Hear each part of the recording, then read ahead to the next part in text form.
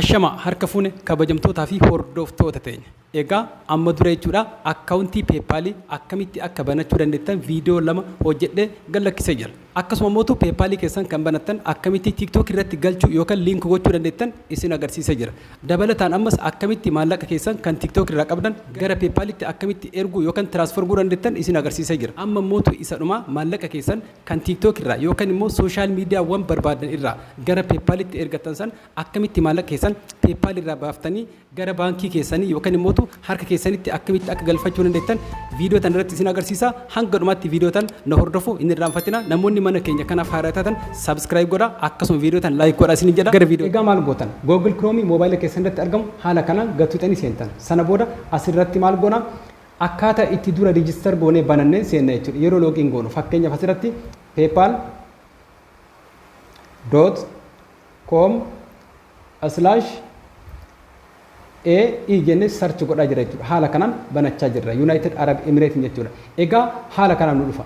Haala kanaan yoo nu dhufe maal goona nuti dura banannee register goonee xumurree jirra. Kanaafuu maal goona login goona jechuudha. Kun gubbaarra bakka login jettan yeroo takka haala kanaan gattuunee seenna jechuudha. Erga haala kanaan seenne maal goona bakka kanatti email keenya itti galchina. Egaa haala argitan kanaan email keenya itti galchina. Erga email itti galchine kun haala kanaan bakka next kan jedhu kana gattuuna. Salphumatti akkaataa itti PayPal keessan banattan ni beektan. Egaa isinitti himu. Egaa itti aansuudhaan password keessan itti galchitan. Egaa haala argitan kanaan PayPal keenya keessanii banannee jirra. Erga PayPal keenya haala kanaan xumurree booda akkuma baratame sooshaal miidiyaawwan adda addaatii fi akkasuma TikTok irraa maallaqa keenya gara PayPalitti ergina. Egaa akkamitti akka PayPalitti ergamu isin agarsiisee jira. Sana booda maallaqa keenya kunoo haala kanaan asirratti deposit ta'ee ta'a jechuudha. Maallaqa keenya kan sooshaal miidiyaawwan adda addaatirraa asirratti walitti qabanne kana hoo akkamitti asirraa harka keenyatti yookaan baankii keenyatti galfachuu dandeenya. Egaa bakka kana dubbee jechuudha. Egaa maal goota fakkeenyaaf yeroo asirraa fakkeenyaaf tiraansfer bakka jettan yeroo gattuudhaan haala kanaan gattuudhaan maal isin gaafata kunoo bakka kanatti link a debit card or link bank nuun jedha jechuudha. Credit cardiin Itoophiyaa fakkeenyaaf baankiin daldalaatii fi baankiiwwan hedduu credit cardii tana qaban jechuudha. Credit cardii jechuun isii tana jechuudha. Kanaafuu isiin tuni Itoophiyaa jirtu suni online payment order godhuu hin dandeettu. Fakkeenyaaf Amazon fi Alibaba waan fakkaatan irraa order godhuu hin dandeettu. Credit cardiin akkanatti Itoophiyaa jirtu sun jechuudha. Kanaafuu warri Itoophiyaa jirtan credit cardii akkana sanatti fayyadamuu yookaan immoo baankiitti fayyadamuu hin dandeettan jechuudha. Egaa warri Itoophiyaa jiru akkamitti baafachuu dandeenya? Kanaafuu boodarra itti deebina. Namoonni Itoophiyaan ala jirtan fakkeenyaaf namoota biyya Arabaa adda addaa keessa jirtanii fi warra Irooppii fi Ameerikaa fi biyyoota adda addaa keessa jirtan immoo salphumatti credit cardii kanaan maallaqa keessan kan PayPal irraa qabdan gara baankii keessanitti tiraansfer gootanii salphumatti fayyadamuu dandeettan. Akkasuma mootu warroonni biyya Arabaa keessa jiran warri iqaamaa hin qabne credit cardii tan argachuun xiqqoo itti ulfaata jechuudha. Kanaafuu salphumatti akkamitti argachuu dandeettan akkam akka godhuu dandeettan isinitti hima. Namoonni achi keessa jiran namoonni iqaamaa qaban namni tokko akkaawuntii baankii hanga 2 hanga 3 banachuu danda'a. Kun filannoo isaati. Egaa iqaamaa qabate jechuudha. Sana booda akka inni siif baasu isa gaafachuu dandeetta. Egaa si baasee booda kaardii batana qofa si kenna waan biraati. Ati maal goota lakkoofsaa fi koodii kaardii tana itti guutattee itti fayyadamuu dandeetta jechuudha salphumatti. Fakkeenyaaf warri madaamii bira jirtan madaamii teessan akkaawuntii baankii naa bane as keessa yoo jettan sana booda maqaa ofiitiin isinii bantee credit cardii tana yoo isinii kennite credit cardiin tun qofti gaadha. PayPal keessan irratti credit cardii tan link itti gootan sana booda baankii dhaquun isin hin barbaachisu. Sarraafa yookaan immoo ATM naannoo keessan jiru deemtanii isima tana keessa ol keettanii maallaqa keessan kan TikTok irraa qabdan gara PayPal irraa mootu salphumatti asirratti tiraansfer gootanii baafachuu hin dandeettan jechuudha.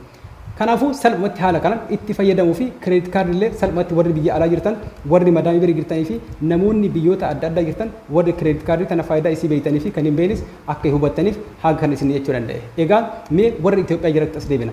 Warri Itoophiyaa jirtan immoo credit card tana international taate argachuu hin dandeettan. Kan baankii daldala akkuma reef isin jedhan international miti. Egaa wanti isin godhuu dandeettan namoota biyyoota Itoophiyaan ala ta'an jiran warra iqaamaa qabu ta'e warra citizen biyyattii sanii qabu yoo fira qabaate yookaan nama amantan tokko qabaatan nama saniin akkaawuntii 2-3 banee credit card isaa tana takka isiniif kenne jechuudha. Isin immoo asirratti biyya jirtanitti fakkeenyaaf Itoophiyaa jiraatan credit card kan koodii isaa qofa itti galfattan asirraan card numberii fi CVI isaa itti galchitanii bakka jirtan sanitti confirmation koodii isaa yoo isinitti yeroo hundaa gaafa maallaqa keessan barbaadan PayPal irraa isarratti ergitanii inni immoo keessaa baasee maallaqa san bakka jirtanitti baankii keessan irratti maallaqa keessan isin erguu hin danda'a jechuudha salphumatti jechuudha.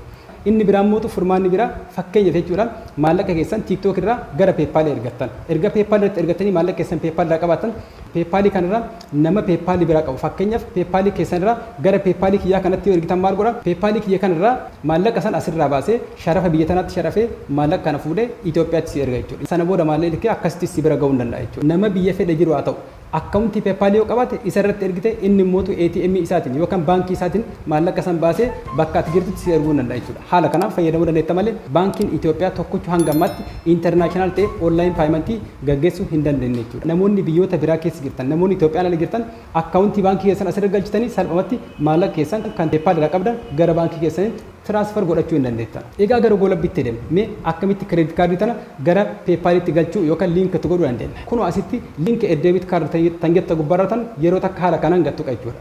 Kunoo kaardi nambarii na gaafate kaardi taayipii na gaafate kaardiin kiyya kam akka ta'e na gaafate expire date na gaafate akkasuma security na gaafate jechuudha. Kanaafuu isaan kana itti galcha.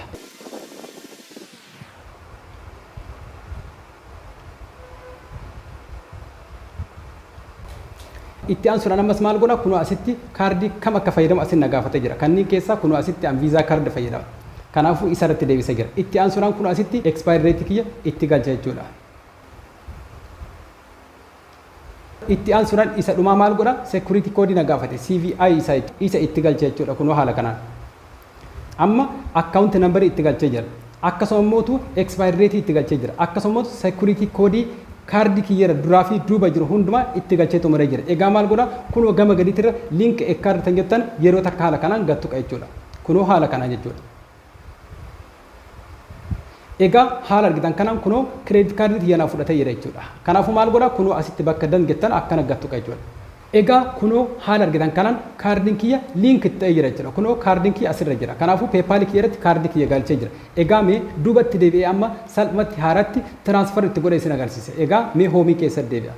Egaa kunoo haala argitan kanaan hoomii keessatti deebi'ee jira. Guutumattuu duubatti deebi'ee jira. Egaa haala kanaan duubatti deebi'ee isin agarsiisuuf maal godhuu qaba? Doolaara 22 fi saantima 22 keessaa qaba. Maal godhuu qaba?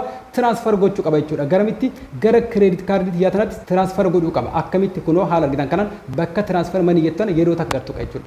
Sana booda kireedit kaardii keessanii fi nambara isaa guutuun naa fida fii irraa muratu wajjin jechuudha. Kunoo haala argitan kana jechuudha. Sana booda kunoo doolaarri 22 fi saantiim 22 maallaqa biyya tanaatti meeqa akka taatu kunoo asitti naa himee jira jechuudha. Qarshii 959 tuqaa 99 ta'a jechuudha. Kanaafuu haala kanaan natti hima jechuudha. Sana booda maal godhan transfer bakka jettan haala kanaan gattu jechuudha. Sana booda kunoo haala argitan kanaan dan godhee jira jechuudha. Egaa haala argitan kanaan xumuree gara baankii kiyyaatti naa seenee jira jechuudha. Kanaafuu amma maaltu jira $00 jechaa jira jechuudha. Kanaafuu haala argitan kanaan salphumatti maallaqa keessan PayPal irraa gara baankii keessatti ergachuu hin dandeettan jechuudha waan argattan. Warri Itoophiyaa jirtan immoo yoo kireedit kaardii haala kanaan namoota biyya alaa jiran irraa argachuu dandeettan haala kanaan salphumatti maallaqa keessan fakkeenyaaf yoo ani as jiraadhe namni tokko biyya yoo jiraate kireedit kaardii kiyya tana ani hin qabaanyu nama biraa immoo nama biyyaa hin qabneef maal godhaa kireedit kaardii akkanaa tana bakka biraatti lama godhee baafadha. Lama godhee erga baafadhee booda takka mootu isa itti fayyadama takka ani itti fayyadamu. Fakkeenyaaf PayPal isaatirraa haala kanaan kireedit kaardii kanarratti yoo erge ani mootu maal godha kireedit kaardii tiyya tanaan kireedit kaardii isaata as jirtu tanaan asirraa deemee maallaqa asirraa dhaqee ATM irraa baasee fuudhee bakka inni jiru sanitti isaa erguu hin danda'a Itoophiyaatti jechuudha. Kanaafuu haala kanaan fayyadamuu dandeettan. Inni lammataan mootu salphumatti PayPaliin kee kun kan verify ta'ee fi sirrii ta'uu qaba laata. Sana booda maallaqa keessan PayPal kee kanarraa kiyya irratti fakkeenyaaf yoo ergite ani mootu maal godha PayPal kiyya kanarraa gara kireedit kaardii tanatti ergee asirraa mootu salphumatti deemee baankii dhaqee yookaan immoo ATM dhaan baasee maallaqa keessan bakka jirtu sanitti si erga jechuudha. Kanaafuu salphumatti warri Itoophiyaa jirtan PayPal irraa gara PayPal ergitanii namoota biyya alaa jiran fayyadamuu dandeettan. Yoo mootu namoota kireedit kaardii isinii liqeessan yookaan kireedit kaardii isiniif kennuu danda'an yoo qabaattan isaan irratti kireedit kaardii isaanii liink irra gootanii bakka jirte Itoophiyaa jiraatanii itti fayyadamuu hin dandeetta jechuudha. Kanaafuu haala kanaan itti fayyadamaa isiniin jedha. Egaa xumuree jira. Viidiyoo tana namoonni hedduun rakkina akka itti bahan abdii qaba. Laayikii fi sabskiraayib gochuu hin dagatinaa isiniin jedha. Ulfaadhaa galatoomaa.